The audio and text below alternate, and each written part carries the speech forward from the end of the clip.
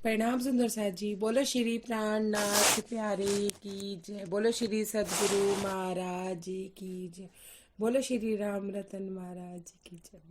साथ जी शोभा देखिए, कर कुर्बानी आतम वार डारो नख सिखलो, ऊपर धाम धनी खसम, ऊपर धाम धनी खसम। कुर्बानी को नाम सुन मोमिन उलसत अंग, पीछे होते जो मोमिन, पीछे होते जो मोमिन, दौड़ लिया तिन संग, साथ जी शोभा देखिए, कर कुर्बानी आतम, कर कुर्बानी आतम, कर कुर्बानी आतम। प्राणनाथ प्यारे की जय। बोलो श्री सदगुरु महाराज जी की जय। बोलो श्री राम रतन महाराज जी की जय। Page number 69। किसी का अनम्यूट है वो म्यूट कर लीजिए, शोर आ रहा है। जब महाराज जी हिमगिरी से वेल्टियर पहुंचे तो वहां पे म्यूट कर उन्होंने दो चंपा सखी। वहाँ ए चंपा सखी म्यूट कर दो एम के दो। वहाँ पर उन्होंने महात्माओं का आश्रम देखा। आश्रम देख के उन्होंने वहाँ अपना आसन लगाया। वहाँ पे उनके साथ एक घटना हुई। उस घटना में क्या हुआ कि एक साधु सन्यासी उनके आगे से निकला। सन्यासी ने उनको प्रणाम करने के लिए बोला। महाराज जी ने तुनक के बोला कि मुझे आप में साधुओं वाले कोई गुण नहीं दिखते, सन्यासियों वाले कोई गुण नहीं दिखते, मैं आपको प्रणाम नहीं करूँगा। तो वो महाराज जी के साथ गलत गलत अपशब्दों का प्रयोग करने लगा और कहने लगा कि पहले तू बता मुझे कि सन्यासियों में गुण क्या होते हैं। मतलब वो एक अघोरी बाबा थे, ना कि वो कोई सन्यासी थे।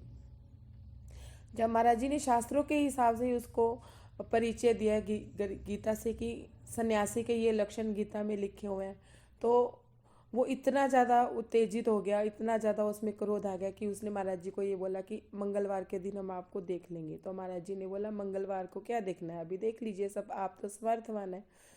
तो महाराज जी कहते हैं मैं नहीं चाहता था कि कोई उपद्रव हो और दूसरे दूसरे मतलब कोई ऐसी घटना हो जिससे दूसरों को भी नुकसान पहुंचे, मुझे भी पहुंचे और इससे खुद को भी पहुंचे। इससे अच्छा है वहाँ से हट जाना चाहिए।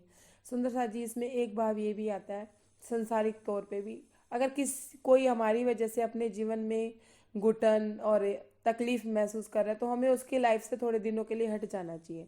अगर उससे हमारी कमी महसूस हो तो ही वहाँ जाना चाहिए, नहीं तो हमें वहाँ नहीं जाना चाहिए। तो महाराज जी ने क्या कहा कि मैंने वो स्थान छोड़ दिया और मैं आगे के लिए निकल पड़ा। महाराज जी ने कल हमें ये भी समझाया कि किसी भी चीज़ को या किसी भी वस्तु को या किसी भी जगह को छोड़ना इतना आसान नहीं होता। छोड़ने के बाद भी मन उसके लिए विचरण करता है।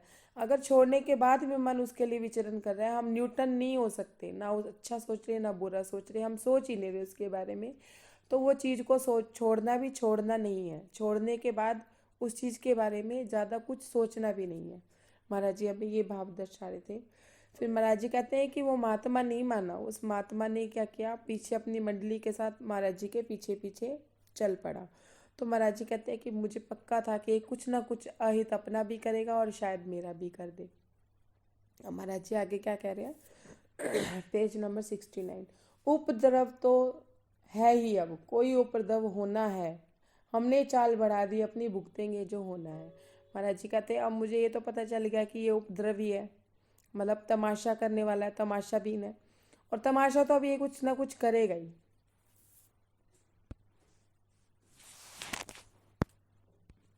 एक मिनट सुंदरता जी। प्रणाम जी। महाराज जी कह रहे हैं उपद्रवी तो वो था ही, कोई ना कोई उपद्रव तो उसने करना ही था ना, कोई घटना तो उसने ऐसी करनी थी।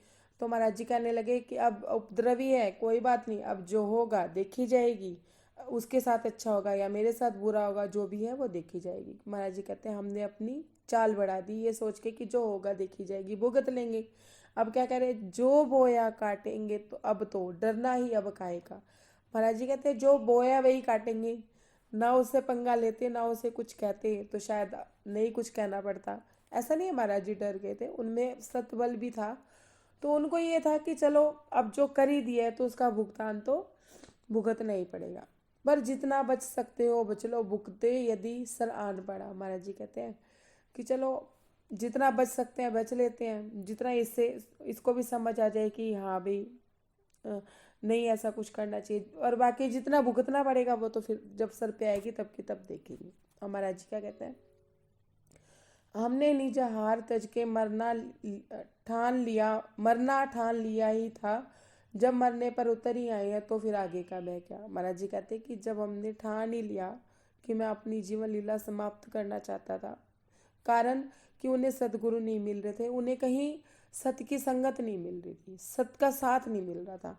इस वजह से महाराज जी कहते हैं कि ऐसी दुनिया में जीने का भी क्या फायदा, वो महाराज जी आगे बयान कर ही रहे हैं।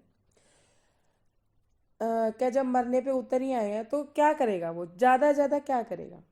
सुंदर साथ जी, महाराज जी ये बात सोच रहे हैं। महाराज जी कह रहे हैं कि वो ज्यादा क्या करेगा, मुझे मारेगा ही ना, जान से मार देगा, कोई चीज कर देगा तो जान से मार देगा, इससे ज्यादा तो कुछ कर ही नहीं सकता। और हम मेरे को तो वैसे भी इस दुनिया में कुछ मिल ही नहीं रहा है, मुझे धक्के तकलीफें ही मिल रही हैं, तो मर जाना ही बेहतर है, मर जाएंगे तो मर जाएंगे। 8 रोज के भूखे थे हम, केवल जल ही था आधार, जाने किस कोने से शक्ति उदय हुई एक साथ आपार। महाराज जी कहते हैं कि 8 रोज से भूखे थे, सिर्फ जल पे ही रह रहे थे, पता नहीं कौन से कोने से इतनी शक्ति आई, इतनी शक्ति का उदय हुआ कि हम अपनी तेजी से चल पड़े और उठ पड़े, लेकर चले हमें तेजी से, पड़ने लगे फूल से पांव पैर, पीछे छोड़ दिया सबको क्या बैरी क्या अपना बैर। महाराज जी कहते हैं कि मेरे अंदर पता नहीं कौन सी शक्ति आई कि मेरे पैर फूलों की तरह चलने लगे, मुझे पता नहीं चला कि मैं कैसे चल पड़ा। और मैंने क्या सोचा कि मैं काहे का बैर लूँ, ना तो ये मेरा बैरी है ना मैं इसका बैरी, मेरी कोई दुश्मनी नहीं है किसी से, ना मेरा कोई दोस्त है। ऐसा सोच के महाराज जी कहते मेरे पाँव बहुत हल्के पड़ने लगे, हालांकि मैंने कुछ खाया पिया हुआ नहीं था, सिर्फ जल पे ही डिपेंड था। 35 मील यात्रा उस दिन जल के बल पर कर डाली, जल की थैली भर लेते अन्न की खाली की खाली। महाराज जी कहते कि उस दिन 35 मील की यात्रा, 35 किलोमीटर महाराज जी अकेले चल गए सिर्फ जल के आधार पर। सुंदर साथ जी, हम लोग तो खाते पीते ऐसे निढाल रहते हैं कि हाँ हमसे कोई काम नहीं हो रहा, मेरे को कमजोरी महसूस हो रही, मतलब महाराज जी सिर्फ जल के आधार पे 35 मील की यात्रा उन्होंने कर डाली। क्या करते थे, जल की थैली भर लेते थे पर अन्न की खाली की खाली, अन्न की उन्हें जरूरत नहीं लगती थी। अब अपनी व्यथा का बिखान कर रहे कि उनका शरीर कैसा हो चुका था, पेट पीठ तक जा पहुंचा था, आंखें ध्वस्त हुई अंदर। महाराज जी कहते हैं पेट और पीठ में अंतर नहीं रह गया था, पेट बिल्कुल अंदर हो गया था, अस्थि पंजर जैसा हमारा शरीर हो गया था, आंखें अंदर की तरफ धस गई थी, गाल धसे हुए मुंह के अंदर और कमान बनी कमर। महाराज जी कहते हैं कि गाल अंदर की तरफ धसे हुए थे, और जैसे जब पेट अंदर चला जाता था ऐसे कमान की तरह झुक जाता है ना शरीर, तो महाराज जी कहते हैं कि हमारा जो बॉडी थी, कमर सारी हमारी कमान की तरह हो गई थी।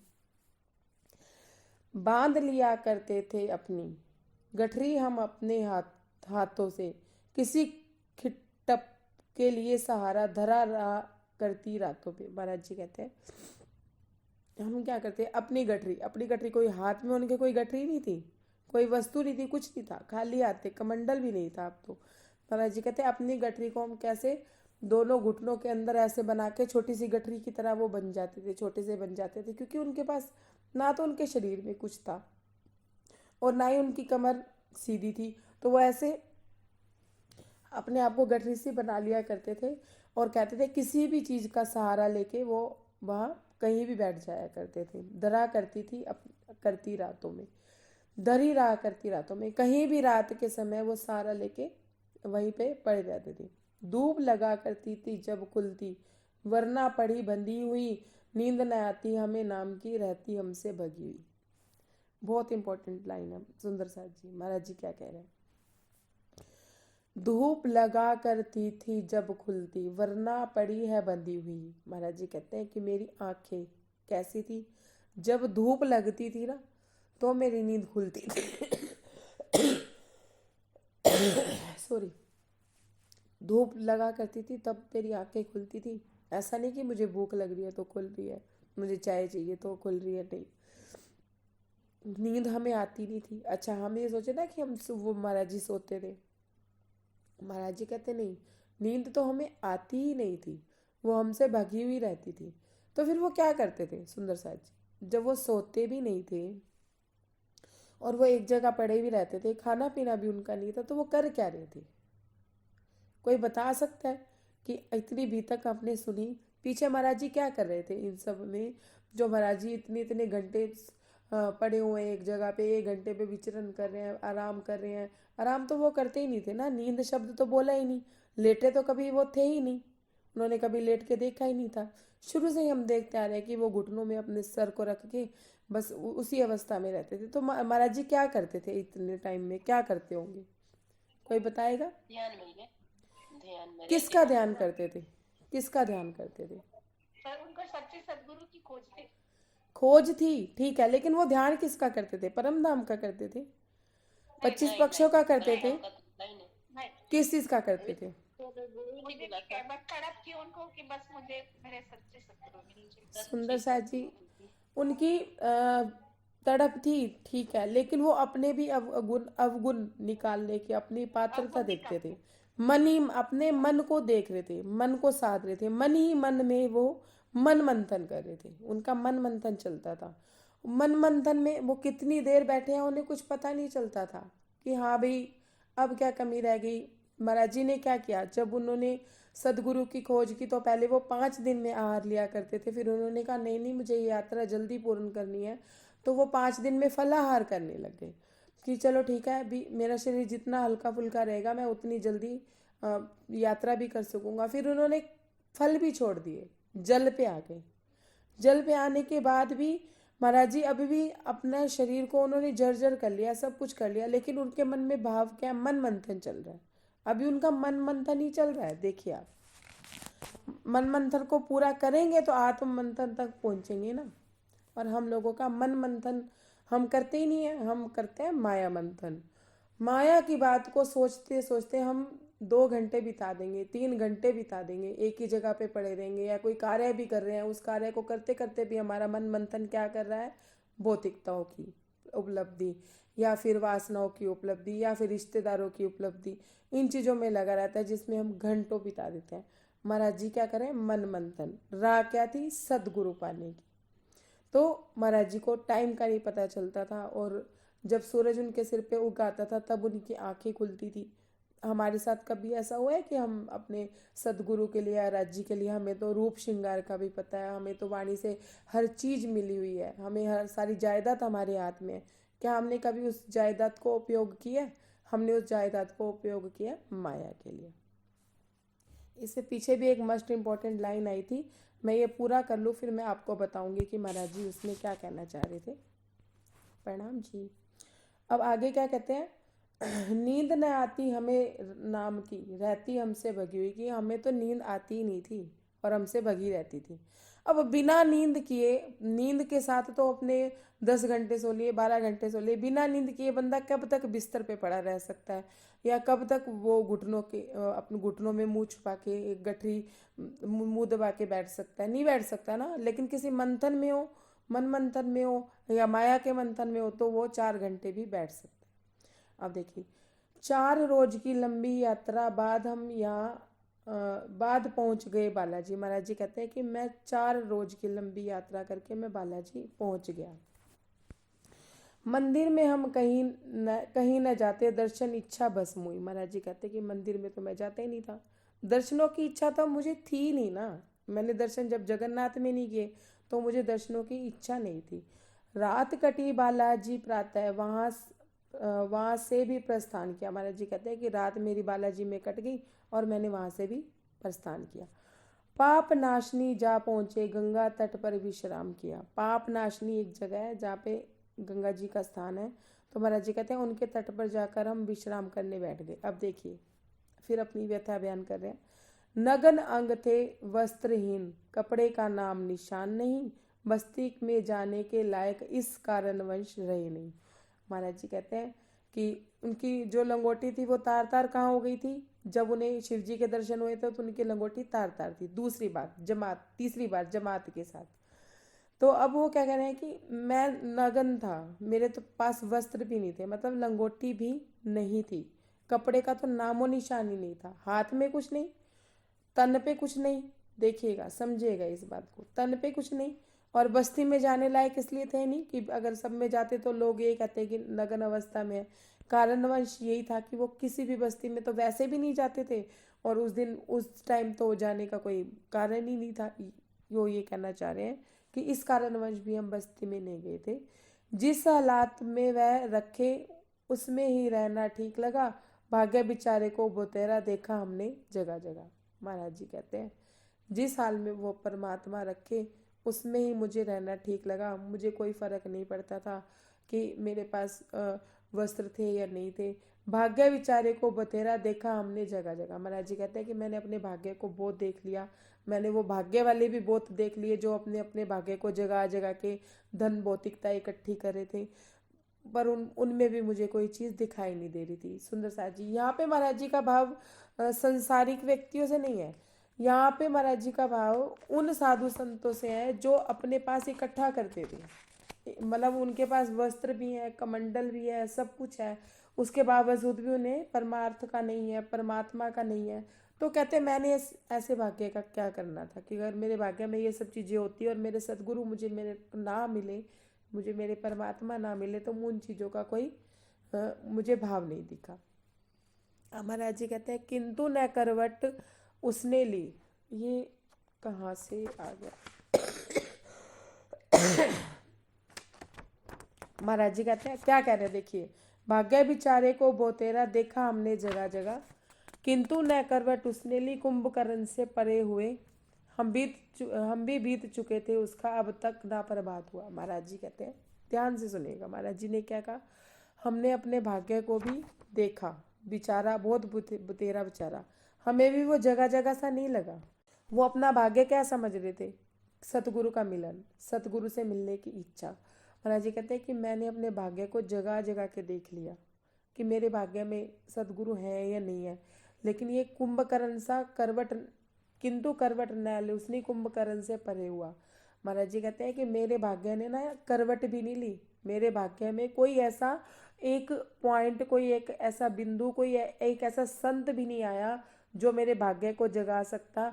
मुझे तो ऐसा लगा जैसे ये कुंभकर्ण सा ही पड़ा हुआ है। कुंभकर्ण की उपमा उन्होंने अपने भाग्य को दी। प्रणाम जी, 1 मिनट मुझे गैप दीजिएगा। महाराज जी क्या कहते हैं यहाँ, ये मैं संसारिक रूप में इसकी व्याख्या बाद में करूंगी, पहले अपने इसको पूरा कर लेते हैं। हम भी बीत चुके पर उसका, नहीं आ रही है दीदी आपकी? अब आ रही है? वो म्यूट था, मैंने अनम्यूट करना भूल गई थी। अच्छा, अब हम भी बीत चुके पर उसका अब तक ना प्रभात हुआ। महाराज जी कहते हैं कि मेरा जीवन लीला समाप्त होने पे आ गई थी। अब जीवन लीला अपनी जन्म, अपनी उम्र की बात नहीं कर रहे हैं, अपने शरीर की बात कर रहे हैं कि शरीर भी जर्जर हो चुका था, शरीर की भी लीला समाप्त। और कितने दिन महाराज जी जब खा नहीं रहते, पी नहीं रहते, जल के आधार पे चल रहे थे, तो कितना टाइम चलते। तो महाराज जी कहते हैं कि जीवन लीला भी खत्म होने को होगी थी, लेकिन मेरे जिंदगी में प्रभात नहीं हुआ। प्रभात किस चीज़ का? सदगुरु का मिलन नहीं हुआ, परमात्मा से मिलन नहीं हुआ। तो उसको वो कहने लगे कि मेरे जीवन में प्रभात नहीं हुआ। अब तो ठोर खोजते हैं जिस पर अपना पारानंत करें, मरण लालसा जाग उठी इस चोले को अब शांत करें। महाराज जी कहते हैं कि क्या फ़ायदा, क्या फ़ायदा, मुझे सतगुरु नहीं मिल रहे, मुझे मेरे परमात्मा के पास जाने का कोई रास्ता नहीं मिल रहा। तो महाराज जी कहते हैं कि मेरे में एक मरने की लालसा प्राप्त हो, मतलब जाग उठी कि क्या करना है मैंने इस चोले का। तो वो कहने लगे इससे अच्छा अब बस अपनी इस चोले को शांत करते हैं, नहीं रहेंगे इस जगत में जहाँ परमात्मा का जहाँ न परमात्मा का आभास। महाराज जी कहते हैं कि मेरे मन में ये भाव आए कि अब मैं इस संसार में रह के करूँगा का, जहाँ परमात्मा का आभास ही नहीं है। साधु संतों में उन्होंने रह के देख लिया, जगन्नाथपुरी उन्होंने रह के देख लिया, लेकिन उन्हें कहीं भी सच्चे साधु का संग नहीं मिला। देव दानवों की दुनिया है, किसका यहाँ सहारा लें, किसे सौंप दे अपने को सर्वस्व समर्पण किसे करे। महाराज जी कहते हैं कि देव और दानवों की दुनिया है, कोई देवता बना फिरता है, कोई दानव बना फिरता है। महाराज जी का यहाँ भाव एक और भी है, क्या है, कोई गुरु बनना फिरता है, कोई चेले बने फिरते हैं, कोई उन्हीं के चले, सब मन रूप है। किसका यहाँ सहारा लूँ मैं, किसको अपना मानूं। ये संशय हमारा भी है कि हम गुरु किसे माने, किसको अपना समर्पण करें, किसको अपना सर्वस्व दें। महाराज जी ये बात हमें भी कह रहे हैं, अभी क्लियर करते हैं थोड़ी देर में। देव दानवों की दुनिया है, किसका यहाँ सहारा लें, किसे सौंप दे अपने को सर्व समर्पण किसे करे। महाराज जी कहते हैं कि मैं किसको सौंपूं अपने आप को, किसे मैं अपना समर्पण करूं, किसे मैं अपने आप को सौंप दूं। देख चुके जगन्नाथ को भी जाकर देख लिया, घुटने तोड़े तुड़वाते आखिर धक्कों का प्रसाद मिला। महाराज जी कहते हैं जगन्नाथ भी जाके देख लिया, घुटने भी तुड़वा लिए, पैर भी दुखवा लिया, वहाँ भी क्या मिला, धक्कों का प्रसाद मिला। मतलब परमात्मा के दरवाजे पे जाके भी महाराज जी कह रहे हैं मुझे धक्कों का प्रसाद मिला। बैठ गए हम कमर लगाकर, मिल गई एक पाषाण शिला, अब मर कर ही उठे यहाँ से, मन में एक संकल्प लिया। बोलो श्री प्राणनाथ प्यारे की जय, सदगुरु महाराज की जय। महाराज जी कहते हैं कि हम वहाँ पे, मुझे एक पाषाण शिला मतलब पुराना पत्थर मिला, और वहाँ पे हमने अपना आसन ग्रहण कर लिया। वैसे ही वो गठरी सी बन के बैठ गए, और मन ही मन उन्होंने ये संकल्प ले लिया कि अब तो यहाँ से मरकर ही उठेंगे। क्योंकि महाराज जी का शरीर जर्जर हो चुका था, उन्हें इस दुनिया में कोई सच्चा सदगुरु दिख ही नहीं रहा था। सच्चा सदगुरु तो बहुत दूर की बात है कि किसी भी साधु संत में सत्य ही नहीं दिखाई दे रहा था, सत्य था ही नहीं। तो उन्हें क्या लग रहा था, देव और दानव, एक तरफ देवता लोग हैं, एक तरफ दानव लोग हैं, दोनों, कोई अघोड़ी बाबा है, कोई गुरु बना बैठा है, कोई कुछ है, कोई मतलब सबको ये, उन्हें साधुजन भी कैसे लग रहे थे कि संग्रह कर रहे हैं, ना परमार्थ है ना परमात्मा की प्राप्ति का कोई गुण है उनमें। मतलब उन्हें किसी भी चीज में कुछ रस नहीं दिख रहा था, कुछ एक किरण नहीं दिख रही थी। तो महाराज जी कहते हैं कि मैंने वहाँ पत्थर की शिला पे बैठ के मरने का संकल्प ले लिया कि अब यहाँ से उठेंगे तो बस अपना प्राणांत करके ही उठेंगे। इतना ही करूँ या सुंदर सा जी आगे करूँ? ये 2 लाइनें बहुत महत्वपूर्ण है, तो इससे प्रकरण भी चेंज हो रहा है। अगर मैं पिछले ही करूँ पहले या आगे 2 लाइनें कर लूँ? समय आज कम है हमारे पास। 2 लाइनें करो दीदी, ये 2 लाइनें करूँ। अर्धरात्रि उपरांत हमारे पास एक महात्मा एक आया, जिसने निज गठरी की गठरी खुलवाकर कुछ समझाया। महाराज जी कहते हैं अर्धरात्रि, आधी रात को साधुजन सारे सोए पड़े हैं, ये अपनी उस शिला के किनारे पे बैठे हैं, शिला के सारे बैठे हैं और गठरी बने बैठे हैं। अब देखे सुंदर साथ जी, कोई तो है मिलन की प्यास लिए महाराज जी की भी, वो भी तो महाराज जी से मिलना चाहता है। वो कैसे उनके शरीर का अंत होने देता? नहीं होने दे सकता था ना, क्योंकि उसको भी तो मिलन करना है ना उससे, कहीं ना कहीं तो कुछ चाहिए था ना उनको भी। तो महाराज जी कहते हैं कि एक साधु आधी रात को मेरे पास आया और उन्होंने मेरी निज गठरी खुलवाई। निज गठरी मतलब मेरे शरीर को हिलाया, मुझे उठाया, मुझे उठा के कुछ समझाते हैं। क्या समझाते हैं वो हम कल करेंगे, पहले हम पीछे का कंप्लीट कर लेते। सुंदर सा जी, इसमें सबसे पहले जो महाराज जी हमें समझाना चाहते हैं, माया में भी और ब्रह्म में भी, दोनों ही बातें समझ लीजिए। महाराज जी क्या कहते हैं कि अगर मान लो कोई सदगुरु हमें अच्छा नहीं लग रहा, कोई सदगुरु के प्रति हमारे भाव ही नहीं आ रहे, जिसे हम अपना सदगुरु मान रहे हैं उसके बारे में सोच के हमारे हृदय में प्रेम भाव या समर्पण का भाव ही नहीं आ रहा, अगर उस गुरु को छोड़ने के बाद हमें उस गुरु का त्याग कर देना चाहिए। सबसे बड़ी बात, यहाँ उन्होंने जगह का त्याग करने के लिए भी बोला और यहाँ पे उन्होंने ये भी बोला कि त्याग कर देना चाहिए।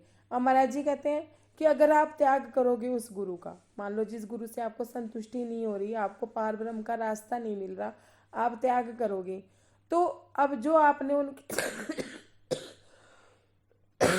जो आज समय आपने उनके साथ बिताया है, उस समय का प्रभाव भी तो आपके ऊपर पड़ेगा ना। अब जैसे महाराज जी ने उन साधु को क्या, सन्यासी को क्या बोल दिया कि मुझे सन्यासियों वाले गुण ही नहीं दिखते, तो वो भड़क गया।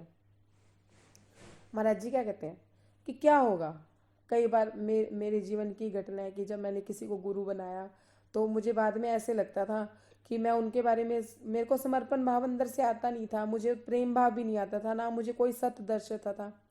तो मैं कभी ऐसा सोचने लगती थी ना उनके बारे थोड़ा में। सा वो उसको भिंगाना होगा, भिंगाएंगे। तो जैसे मैं उनके बारे में सोचती थी ना कि हाँ भी वो ऐसे, ये चीज़ मुझे कौन से नहीं मिल रही, या ये लाइट मत वस्तु मुझे चलाइए, उनसे नहीं मिल रही। सबको म्यूट कर दीजिए एक बार, ये थोड़ी इंपॉर्टेंट बात है, सबको कर देता समझनी हूँ, जरूरी है। कर देता हूँ। तो महाराज जी कहते हैं कि जब मुझे ऐसा लगता था कि मैं उनके बारे में सोचती हूँ तो मेरे जीवन में गलत गलत होता था, बहुत गलत गलत होना शुरू हो जाता था, घटनाएं ही गलत होनी शुरू हो जाती थी। मैं अपने अनुभव की बात कह रही हूँ। मैंने उनके नाम के रखे भी अपने गले में बांध रखी थी, हाथ पे भी बांध रखी थी। पता नहीं मुझे क्या एक अंदर से आत्म बल मिला और क्या नहीं मिला, मैंने सब उतार के बड़े महाराज जी के चरणों में रख दी। मैंने कहा अब आप जानो, आपका जाने काम, जो बुरा होगा देखी जाएगी। सुंदर सा जी, कभी भी माया में भी कोई भी घटना हो, अगर हमने किसी को छोड़ना हो, किसी स्थान को छोड़ना हो, किसी जगह को छोड़ना हो, किसी व्यक्ति को छोड़ना हो, तो उसका सबसे पहले इस बात को देख लो कि ज़्यादा से ज़्यादा क्या होगा, बुरा पक्ष देख लो सबसे पहले। ज़्यादा से ज़्यादा क्या होगा, भूखे रह जाएंगे। सपोज एक नौकरी छोड़ दी, किसी की छूट गई, या किसी व्यक्ति को छोड़ दिया जिस पे हम डिपेंड है पूरी तरह से कि वो हमारा खर्च चला रहा है, और हम पर उसके साथ हमारा मन नहीं मिल रहा है, लेकिन हम एक स्वार्थ के रूप में उसके साथ रह रहे हैं, या कोई भी वजह, कोई भी आप घटना अपने जीवन की उठा सकते हैं। तो उसका सबसे पहले बुरा से बुरा पक्ष देख लीजिए। क्या होगा, ज़्यादा ज़्यादा भूखे रह लेंगे, ज़्यादा कपड़े नहीं मिलेंगे, कम पहन लेंगे। और अब इसमें देख लिए, अगर हमें राज्य चाहिए, अगर राज्य हमारी परीक्षा लेंगे, महाराज जी ने भी दी, सब ने दी, सब परमहंसों ने, सब बड़ों ने दी, तो हम परीक्षा से पार नहीं, परीक्षा के बिना पार नहीं उतरेंगे। क्या होगा, ज़्यादा ज़्यादा कपड़े नहीं होंगे, ज़्यादा खाना नहीं होगा, ये नहीं होगा, वो नहीं होगा। मतलब महाराज जी कह रहे हैं कि मैंने अपना क्या देखा, उन्होंने महाराज जी कह रहे हैं कि ज़्यादा ज़्यादा वो मुझे मार ही तो देगा। और मैंने भी तो खाना पीना इसीलिए छोड़ा हुआ है कि मैं अपना जीवन का अंत करना चाहता हूँ, क्योंकि मुझे कोई सत्य नहीं दिखाई दे रहा।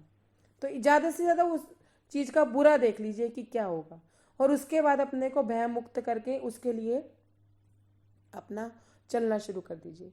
महाराज जी हमें एक बात और समझाना चाहते हैं कि मान लो किसी जगह पे या किसी व्यक्ति के साथ, किसी स्थान के साथ, हमारे किसी व्यक्ति से हमारे भाव नहीं मिल रहे हैं, और हमारा उनके साथ रह के मन हमारा विचलित हो रहा है, और उस जगह पे जाते हैं तो घृणा और वो होती है, या किसी व्यक्ति को देख के हमें घृणा या कुछ ऐसे भाव आते हैं, या हमारी रहनी में यूँ कह लीजिए कि सुधार आने की बजाय और ज़्यादा खराब हो जाती है। तो महाराज जी क्या कहते हैं, थोड़े दिनों के लिए उस इंसान से दूर हो जाना चाहिए, उस व्यक्ति से दूर हो जाना चाहिए, उस वस्तु से हमें दूर हो जाना चाहिए, और हमें फिर अपने आत्म बल पे उस बात को सोचना चाहिए, ना कि समाज को देख के सोचना चाहिए, ना कि अपनी भौतिक वस्तुओं के बारे में सोचना चाहिए। अपने आत्म बल से हमें सोचना चाहिए कि वो हमारे लिए कितना सही है व्यक्ति, या वो जगह कितनी सही है जिस जहाँ पे रह के हमारी रहनी बिगड़ रही है। तो हम आपको अपने अंदर आत्म बल जगा के हमें सही का संग करना, सच का संग करना चाहिए, सत्य का संग करना चाहिए, ना कि इस बात से डरना चाहिए कि ये हो जाएगा, वो हो जाएगा, जो होगा देखी जाएगी। तो महाराज जी हमें ये समझाना चाह रहे हैं कि अगर किसी घटना से कोई भी बात हो, अगर फैसला लेना हो और फैसला समझ ना आ रहा हो, तो सबसे पहले उसका नेगेटिव पक्ष देख लीजिए कि ज़्यादा से ज़्यादा क्या होगा, क्या क्या फ़र्क पड़ जाएगा। अगर हम माया और ब्रह्म में से राज्य को चुनते हैं तो क्या हो जाएगा, ज़्यादा ज़्यादा हमारे साथ क्या होगा, घर बार में क्या होगा, बाहर क्या होगा, ये इससे ज़्यादा कुछ नहीं हो सकता। अंत है कि हमें मार दिया जाएगा, हम मर जाएंगे, ये तो है ही, ये तो एक भी तो अटल सत्य है ना। महाराज जी ये बात हमें समझाना चाहते हैं। फिर महाराज जी उसके बाद हमें क्या समझाना चाहते हैं कि उन्हें 35 मील की यात्रा सिर्फ इस 35 मील की यात्रा उन्होंने एक पानी के दम पे कर डाली, क्योंकि उन्होंने उनके अंदर आत्मबल आ गया था कि ज़्यादा से ज़्यादा मेरा क्या कर लेगा, मुझे मार ही तो देगा, मरना तो मैंने वैसे ही है। अब महाराज जी क्या कहते हैं कि जल की थैली तो मेरी मैं भर लेता था, कहीं से भी ले ली मैंने जल की थैली। थैली का मतलब अपना पेट कह रहे हैं, ना कि हाथ में कहीं उनके थैली थी। उस टाइम में तो थैलियाँ वैलियाँ चलती नहीं होंगी। मतलब अपने पेट में जल डाल लेते थे, लेकिन अन्न की खाली अन्न अपने शरीर में वो नहीं डालते थे। और उसी के दम पे उन्होंने 35 मील की यात्रा कर डाली थी। सुंदर सा जी, इसमें भी एक भाव हो रहता है कि हम कहते हैं कि हम सात्विक आहार कर रहे हैं, हम 3 ही रोटी रोज की खाते हैं, या हम इसमें संतुष्ट हैं कि हम फलाहार पे रह रहे हैं, या हम इसमें संतुष्ट हैं कि हमारी रहनी ऐसी है कि हम ज़्यादा खाने की तरफ हमारी लालसा नहीं है, हमारी स्वाद इंद्री यूँ कह लीजिए कि ख़त्म हो चुकी है या कम हो चुकी है, हम अपने आप को खाने पीने के लालचों से कम कर रहे हैं। सुंदर सा जी, महाराज जी ये कहते हैं ये सब चीज़ें तो हैं कि ठीक है, सात्विक खाना अच्छी बात है, कम खाना भी अच्छी बात है, लेकिन आप अपनी रहनी से सोचिए कि आप पहुँचे कहाँ हैं। इन चीज़ों को पीछे करने का कारण क्या है? सात्विक आहार का मतलब क्या है कि आप परमात्मा की खोज तक पहुँचे कहाँ तक है। अगर आप पहुँचे नहीं है तो आप भूखे रह लीजिए। महाराज जी अपने आप को यही तो दर्शा रहे हैं कि मेरा शरीर धस गया, कमर कमान की तरह होगी, सब हो गया, लेकिन मुझे मेरे सदगुरु की प्राप्ति फिर भी नहीं हुई। इतना सब होने के बाद भी उनको सदगुरु की प्राप्ति नहीं हो रही है। हम क्या सोचते हैं, हम सात्विक आहार कर लें, थोड़ा फल पे डिपेंड रह लें, थोड़ा फ्रूट पे सब्जियों पे डिपेंड रह लें, और हम अपना जीवन चला के अपनी जीवन को सात्विकता की तरफ ले। महाराज जी कहते हैं ये सब ठीक है, लेकिन अंदर ही अंदर मन मंथन कीजिए कि आपका मन कितना सदा, मन कितना परमात्मा में लगा। हमारा मन मंथन ही नहीं पूरा हुआ और हम आत्म मंथन की बात करते हैं, हम चितवनी की बात करते हैं, चितवनी में बैठने की बात करते हैं, जबकि हमारा मन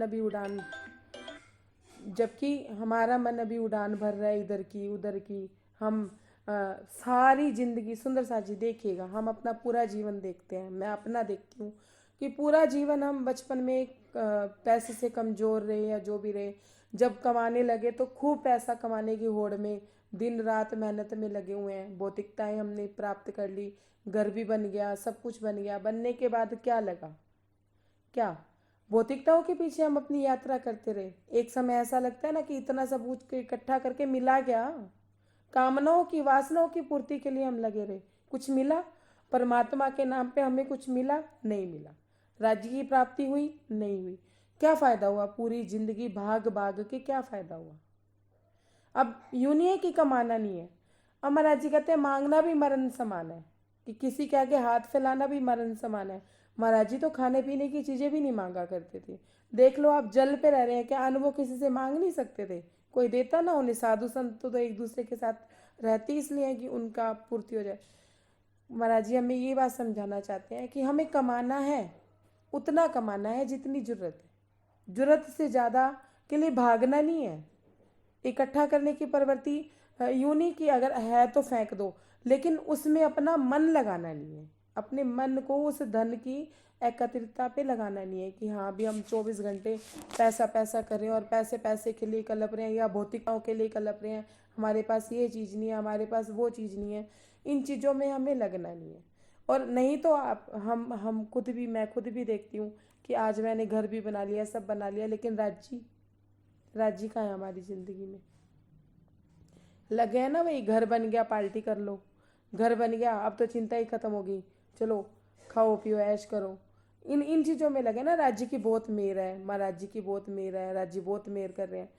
राज्य कह रहे हैं कि तूने देखा कि मैंने तेरे पे कितनी मेहर करी? मैंने तेरे पे मेहर करी होती तो मैं तेरे हृदय में होता। अब तो हृदय में तो तेरे मकान है, हृदय में तो तेरी नौकरी है, मैं कहाँ हूँ? महाराज जी कहते हैं कि राज्य वो उस समय की बात, अपने समय की बात याद करके हमें बात बता रहे हैं, अपना अनुभव बता रहे हैं जो उन्होंने इन घटनाओं से लिया। नहीं तो ये बीतक में थोड़ी ना देते घटना, वो ना देते। कितनी बातें होंगी जो उन्होंने बीतक में नहीं बताई। महाराज जी कहते हैं कि मेरा परमात्मा तो मेरे पास था, पर मैं अपनी कमजोरियों की वजह से, अपनी अपात्रता की वजह से, या यूं कह लो कि मेरे अंदर कोई कमी शेष थी जिस वजह से मैं उन्हें पा नहीं पा रहा था, मैं उन्हें समझ ही नहीं पा रहा था। क्यों नहीं समझ पा रहा था? कि मैं ये सोच रहा था कि मैं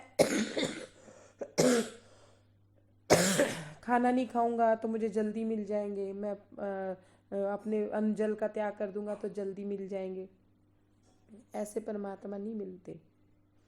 महाराज जी को आगे जो साधु मिलेगा वो यही बात समझाएगा, जो अब साधु इन्हें अर्धरात्रि में मिला वो यही समझाएगा कि ये शरीर क्या है, परमात्मा से मिलन का एक साधन है। हमने अपने शरीर को सात्विक भोजन देके, सात्विक खाना देके रोज सजाया सवारा, लेकिन उसने परमात्मा तक की दौड़ कहाँ तक लगाई? उस गाड़ी ने परमात्मा तक दौड़ लगाई? नहीं लगाई।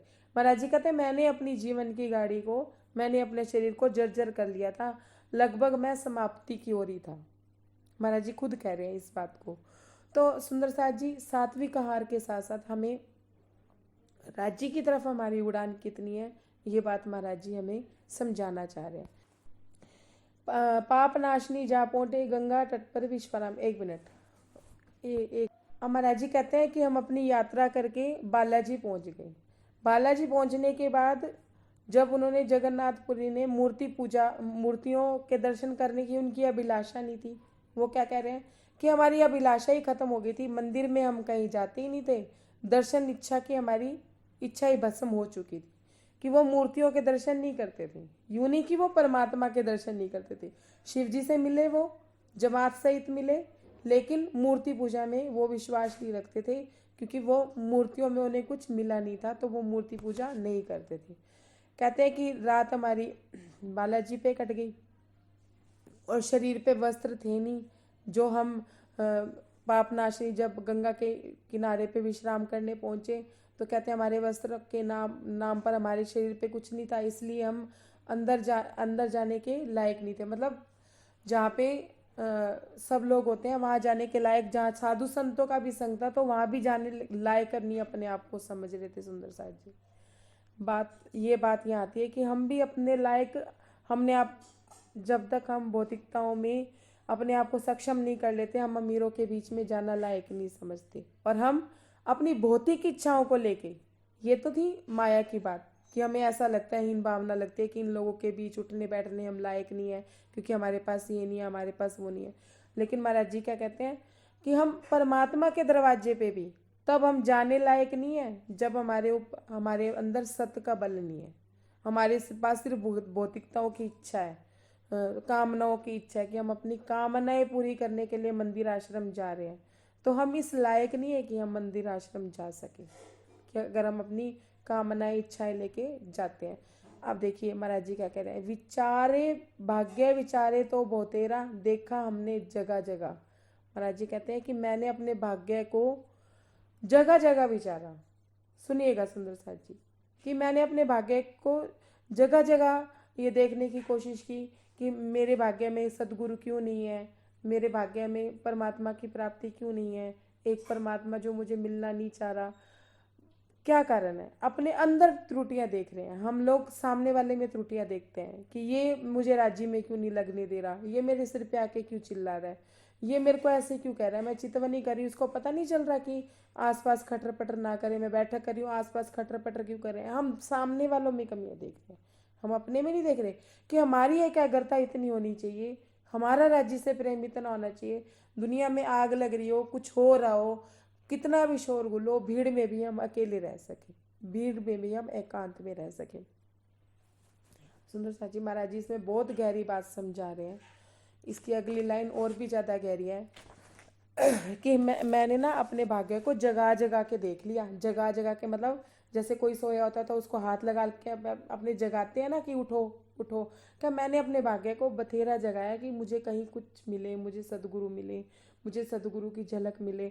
लेकिन मेरा भाग्य जग नहीं रहा था, मैं उसे हिला हिला के जगा रहा था। कैसा हो रहा था वो, किंतु न करवट ले उसने कुंभकर्ण से परे हुआ। महाराज जी कहते हैं मैंने अपने भाग्य को जगा जगा के देख लिया, लेकिन वो कुंभकर्ण सा ऐसे पड़ा हुआ था कि जैसे उसने करवट लेनी ही नहीं, कि बस वो सोया ही हुआ है, भाग्य जग नहीं रहा था। नहीं और हम सुंदर सा जी हम अपना भाग्य कहाँ जगाते हैं। महाराज जी अपना भाग्य कहाँ जगा रहे थे कि उन्हें सदगुरु की प्राप्ति नहीं हो रही थी, उसके लिए वो अपने भाग्य को दोष दे रहे थे। और हम कहाँ दोष देते हैं, मेरे पास घर नहीं है, मेरे पास मेरी बेटी के बेटा नहीं है, मेरे घर बेटा नहीं है, मेरे घर बेटियां हैं। इस वजह से हम अपने भाग्य को कोसते हैं कि मेरे भाग्य में तो यही लिखा था, मेरे भाग्य में तो पति सुख नहीं लिखा, मेरे भाग्य में तो बेटा सुख नहीं लिखा।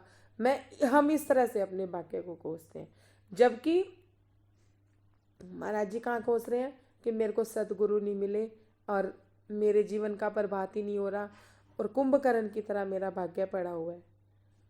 महाराज जी इस बात को लेके कर चिंतित है और हम भौतिकताओं को लेके चिंतित हैं। हम भी बीत चुके पर उसका अब तक ना प्रभात हुआ।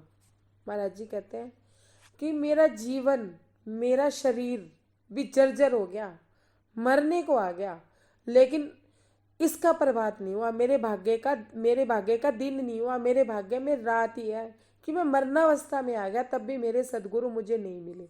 और हम लोग माया में मर जाते हैं, माया के लिए पिट जाते हैं, अपने शरीर को खत्म कर लेते हैं, लेकिन हमें माया में भी कुछ नहीं मिलता। तो हम अपने भाग्य को तब कोसते हैं जब माया वाले हमें आप पलटवार करके 2 गालियां दे के 4 गालियां दे के किसी के लिए कितना भी कर लो, मर लो, चीज लो, हमें कुछ नहीं मिलता। हम कहते हैं अक्सर मैं अंधे वास्ते ऐना किता, सारे वास्ते क्या कर करके मर ही गए असी, लेकिन सानू फिर भी कुछ ना मिलिया कि सानू आके फिर सारे ने ताने दिते। बच्चों के लिए हम करते हैं तो बच्चे अपने अपने घरों में सेटल हो जाते हैं शादियां करके, उन्हें कोई परवाह नहीं। परवाह हुई है दिखावे की, परवाह होती है। करना क्या था सुंदर सा जी, करना तो हमें माया में नाटक था, नाटक हम कर रहे हैं राज्य के साथ।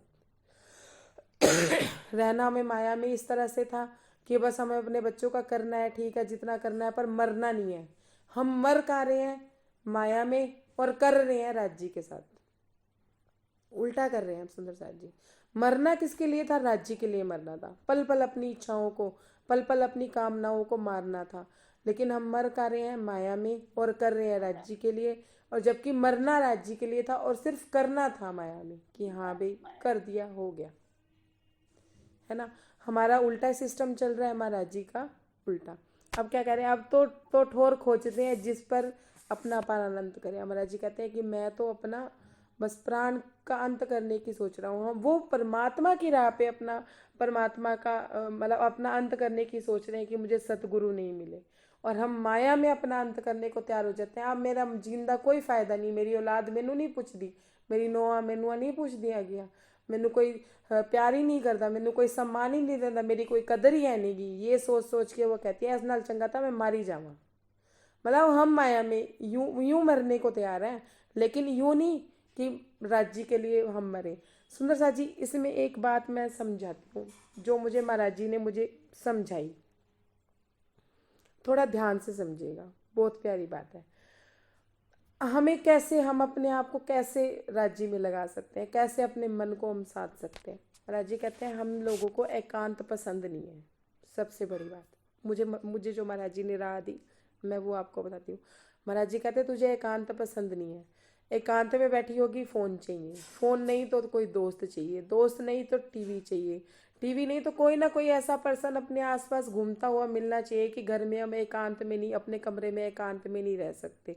हमें श्रवण सुख की आदत पड़ चुकी है, हमें नयन सुख की आदत पड़ चुकी है कि हमारे आसपास कुछ होना चाहिए। महाराज जी कहते हैं 24 घंटे के लिए, जो उन्होंने मेरे से प्रैक्टिकल करवाया वही मैं आपसे बात कर रही हूँ कि 24 घंटे के लिए एक बार अपने आप को छुट्टी दे दो, खाने पीने से भी, पानी से भी। मर थोड़ी ना जाएंगे, अपने 24 घंटे में मर थोड़ी ना जाएंगे। पूरे जन्म से खाते ही आ रहे हैं बचपन से लेके अब तक, अब मर नहीं जाएंगे। एक बार अपने आप को मुक्ति दे के अपने मन ही मन को देखो कहाँ कहाँ भाग रहे हैं, कहाँ कहाँ क्या कर रहे हैं। क्या कहीं दूर दूर तक भी मैं तेरे पास हूँ? मुझे महाराज जी ये बात समझाते हैं मन मंथन में कि दूर दूर तक भी मैं तेरे पास हूँ, दूर दूर तक भी तेरा मेरा नामो निशान नहीं है, जो मुझे महाराज जी ने कहा। मैंने कहा नहीं महाराज जी ऐसा नहीं है, आप मेरे पास हो, मुझे इस बात का अनुभव भी है, मुझे अनुभूति भी है, आप मेरे अंग संग रहते हो, मुझे इस चीज़ का भी पता है। तो महाराज जी कहते हैं मैं तो बाहें फैलाए तेरे सामने खड़ा ही हूँ, मैं कहाँ तेरे से दूर हूँ, लेकिन तेरे मन में मैं हूँ क्या, ये देखा है तूने कभी? मुझे कहते हैं मैंने महाराज जी से कहा, मैंने कहा नहीं ऐसा नहीं है, मेरा जीवन तो आप ही का ही है ना, मैंने समर्पित कर रखा है आपको। तो मुझे कहते हैं जुबान से ही तो समर्पित कर रखा है, तेरी सोच में मैं नहीं हूँ, तेरे मन में मैं नहीं हूँ, तेरे कर्म में मैं नहीं हूँ, तेरे जीवन शैली में मैं नहीं हूँ। मैं तो तेरे लिए बस ये हूँ कि कोई काम माया ने में नहीं हुआ तो तू मेरी तरफ देख लेती है कि महाराज जी ये कर दो, महाराज जी वो कर दो। तो महाराज जी के वचन तो मुझे कटु लगे, लेकिन वाकई में ये सच था। महाराज जी एक गाने के थ्रू भी कहते हैं, तू कभी सोच मुझे, मैं जब भी तेरे पास आता हूँ, मैं जब भी तेरे पास आना चाहता हूँ, तू माया की चीज़ों में ऐसे लगी होती है कि तू उसमें खुश होती है, मैं उदास सा मुंह लेके दूर होके बैठ जाता हूँ। तो सुंदर सा जी, जब मैंने अपने आप को इस तरह से किया तो सच में मुझे राज जी बस बातों में ही लगे, अनुभूतियों में भी लगे। हमें अनुभूति होती है जो राज जी की, अगर हमें हमें अनुभूति हो रही है, हवा है हमें दिखती है नहीं दिखती है, लेकिन चल रही है ना, हमारे शरीर को महसूस हो रही है, तो इसका मतलब हवा का अस्तित्व है ना। राज्य हमें दिख रहे हैं नहीं दिख रहे हैं, लेकिन हमें महसूस हो रहे हैं ना, हमारी अनुभूति में। हम क्यों उसे पाने की कोशिश नहीं कर रहे? क्यों राज्य के बारे में नहीं सोच रहे? हमारी सोच माया के उसमें विचरण करती है। बड़े महाराज जी, रात उनकी, दिन उनका तब होता था जब धूप चढ़ जाती थी, आंखें उनकी खुलती नहीं थी, वाणी उनके पास नहीं थी, सुंदर साथ उनके पास नहीं था, तारतम नाम की उनके पास चीज नहीं थी, फिर भी अपने मन मंथन में लगे हैं। 12-12 घंटे, 24-24 घंटे, 23-23 घंटे का उनका ध्यान है। ध्यान क्या है? यही ध्यान तो हमें करना है। मन मंथन करने के बाद जब हम आत्म मंथन करने लगेंगे तो क्या हमें राजी साक्षात दर्शन नहीं देंगे? अब देखिए, हफ्सा में श्री जी ने भी तो विलाप किया, तो क्या कहा महाराज जी से, राज जी तब आओगे जब मेरी जीवन लीला समाप्त हो जाएगी, मतलब तब आके मुझे दर्शन दोगे, तब आप मुझसे मिलोगे। अगर आपको ये लगता है कि मेरे इस शरीर को त्यागने के बाद ही आप मुझे दर्शन दोगे, तो मैं ये शरीर भी त्याग दूंगी। क्या हम अपना शरीर त्यागने को तैयार बैठे हैं? नहीं, हमें तो अभी ये काम करना है, हमें अभी वो काम करना है, हमें अभी वो काम करना है। तो सुंदर साथ जी महाराज जी कहते हैं मुझसे कि अब तूने 24 घंटे के ध्यान के बाद जब तूने देख लिया कि तेरे जीवन में मेरे लिए स्थान ही नहीं है, सिर्फ तू मेरे को मुँह से ही कहती रहती है कि आप मेरे पति हो, या मतलब क्या जानना था हमें वाणी से? सुंदर सा जी, बात बहुत इंपॉर्टेंट है, ध्यान से सुनिएगा। क्या जानना था? तुम दुल्हा मैं दुल्हनी, और न जानो बात।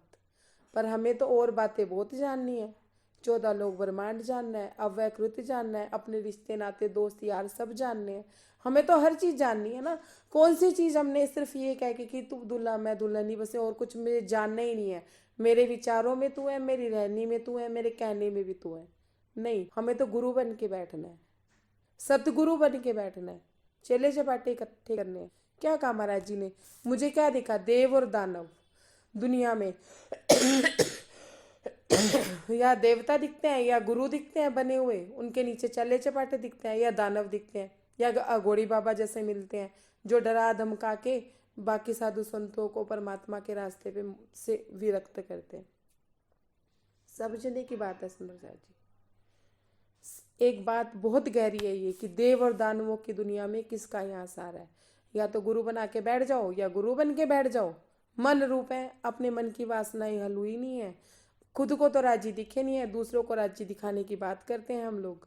मैं अपनी भी बात कर रही हूँ, मैं भी अभी इसी राह पे चल रही हूँ, जो मेरे अनुभव में वो आपके सामने रख रही हूँ। फिर भी कोई गलती हो तो मुझे क्षमा कीजिएगा, मैं पहले ही क्षमा मांगती हूँ। लेकिन मेरे अनुभव की बात है कि मैंने देखा कोई गुरु बना के बैठा है, कोई गुरु बन के बैठा है, लेकिन राजी बनने वाले के पास नहीं है और बनाने वाले के पास भी नहीं है। मन में जब उनसे बात करो तो मन में इतनी वासनाएं उनके भी हैं और हमारे भी हैं, हमारे भी हैं। अब गुरु क्या, मन रूप वालों को मन रूप गुरु मिलेंगे, सत वालों को सतगुरु मिलेंगे। और सतगुरु मिलते हैं, इतनी आसानी से मिल जाते हैं? सत कहीं दिखता है हमें? जिस गुरु को याद करके तुम्हारे मन में समर्पण भावना नहीं आ रही, तुम्हारे मन में भावना आ रही है कि वो गुरु मेरे से सेवा मांग रहा है, मैं सेवा कैसे करूं, मेरे पास धन नहीं है, मैं ये सेवा कैसे करूं, कि वो तुम्हारे तन की सेवा मांग रहा है, मन की सेवा मांग रहा है, लेकिन धन की भी सेवा मांग रहा है, लेकिन तुम्हारा मन ही नहीं है उस सेवा करने का, तो वो सेवा किस काम की? करी ना करी राज्य से तो दूर ले गई। तो महाराज जी क्या कहते हैं, देव दानवों की दुनिया है, या तो कोई गुरु बन के बैठा है या कोई अघोरी बाबा है जो डरा धमका के दुनिया को डरा रहा है। मुझे तो कुछ दिख ही नहीं रहा कि मैं अपना समर्पण किसको करूं। तो इसलिए राजी अपनी जीवन नैया समाप्त करने को तैयार हो जाते हैं।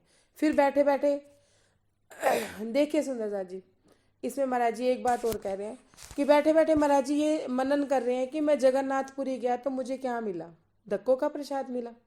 अगर मैंने पाषाण मूर्तियों में परमात्मा को पाना चाहा तो मुझे धक्कों का प्रसाद मिला। मतलब अपनी जीवन नैया में देख रहे हैं कि मेरे को किसने सहारा दिया, जो मुझे पल पल सहारा देता रहा बचपन से लेकर अब तक, वो मुझे कहाँ मिलेगा, कैसे मिलेगा, ये मनन था उनका। और हमारा क्या मनन है सुंदरसा जी, मैं अपनी बात कर रही हूँ, कोई अपने पे मत लेना, कि हमें बचपन में पैसा नहीं मिला, धन नहीं मिला, भौतिकताएं नहीं मिली, अब हम इतना ज़्यादा से ज़्यादा पैसा कैसे कमाए कि हमारे बच्चों को ये चीज़ें ना देखनी पड़े। जो हमने नहीं देखा वो हमारे, जो हमने बुरा समय देखा हमारे बच्चे ना देखें, उनके लिए हम जहदोजहद कर रहे हैं। अपने लिए जहदोजहद क्यों नहीं कर रहे हैं? अगर उनके लिए कर रहे हो करो, मरो मत कि हाँ अभी दिन रात मरे पड़े कि हमें घर नहीं मिला हमारे बच्चों को मिले, हमें ये नहीं मिला हमारे बच्चों को मिले। लेकिन राज्य कहाँ तक मिले, राज्य का कहाँ मिले, राज्य ने तुम्हें कहाँ कहाँ आके सानिध्य नहीं दिया, अपने पास आके अपनी अनुभूति नहीं कराई, सब कराया, उसके बाद हमें राज्य कहाँ मिले। अब क्या कहते हैं महाराज जी कि मैंने ना मरने का संकल्प ही कर लिया कि अब मैं इस शैया पे बैठा हूँ, मैं मर के ही उठूंगा, या तो वो मुझे मिलेगा या मैं मर के ही उठूंगा। और हम क्या करते हैं, हम माया में, या तो मेरा बेटा मैनू आएगा मनाने वास्ते, नहीं तो मैं इत्थे ही मरांगी। मेरा पोता आएगा मैनू मनाने वास्ते, मेरी कुड़ी आएगी मैनू मनाने वास्ते, मैनू रोटी पुछन आनगे ताई मैं खावांगी, नहीं तो मैं रोटी नहीं खावांगी। हम इस तरह के संकल्प लेते हैं। हमारे संकल्प क्या है ये, अगर तुसी मैनू लिया के दोगे ताई मैं बनावांगी, तुसी मैनू लिया के नहीं दोगे तो मैं नहीं बनावांगी। ये छोटे छोटे संकल्प हम अपने जीवन में लेते रहते हैं, कभी हमने बड़ा संकल्प लिया ही नहीं। मेरा बेटा फोन करूगा तो मैं करांगी, मैं तो कदे फोन नहीं करना है, चाहे कुछ हो जाए। अरे जब महाराज जी ने पीछे कह ही दिया, एक महाराज जी ने क्या बात बोली, देखो वो साधु के सन्यासी के साथ उनके साथ इतना झगड़ा हुआ और महाराज जी ने क्या बोला कि पीछे छोड़ दिया सबको ही, क्या बैरी क्या उसका बैर। समझने वाली बात है, क्यों समझना है किसी को अपना बैरी, किसी को अपना दुश्मन क्यों बनाना है, और किसी का दुश्मन क्यों बनना है। हमें कोई मतलब नहीं है, सब परमात्मा के बंदे हैं। अगर एक अच्छी रूह की सबसे बड़ी आदत ये होगी कि अगर किसी ने उसके साथ बुरा कर दिया तो वो उसका बुरा नहीं देखेगी कि इसने मेरे साथ बुरा किया, वो ये देखेगी इसने मेरे साथ अच्छा भी तो किया। वो बुराई को भूल के अच्छाई को याद रखेगी और अपने में नम्रता और निर्मलता। जब तक सुंदरसा जी हम नम्रता और निर्मलता ये दोनों शब्द अपने जीवन में नहीं लाएंगे, किसी को अपना दुश्मन मानते रहेंगे, किसी को अपना बैरी मानते रहेंगे, तब तक हमारे जीवन में कोई बात नहीं बनेगी। महाराज जी हमें ये समझाना चाह रहे हैं, महाराज जी हमें ये समझा रहे हैं, ना हम किसी के दुश्मन, ना कोई हमारा दोस्त, ना हमने किसी से कुछ देना, ना हमने किसी से कुछ लेना। लेना किससे, एक परमात्मा से। देना किसको, अपना सर्वोच्च, अपना शरीर, अपना समर्पण, अपना मन किसको देना है, राज्य को। लेकिन हम यहाँ जगह जगह जगह जगह बांटते फिर रहे हैं, जिस वजह से हमारे में इतनी दुख तकलीफें हमें झेलनी पड़ रही है। सुंदरसा जी इन सब बातों में अगर आप लोगों में से किसी को भी मेरे तरफ से मेरे शब्दों से ठेस पहुंची हो तो मैं क्षमा मांगती हूँ। प्रणाम जी, प्रणाम सुंदरसा।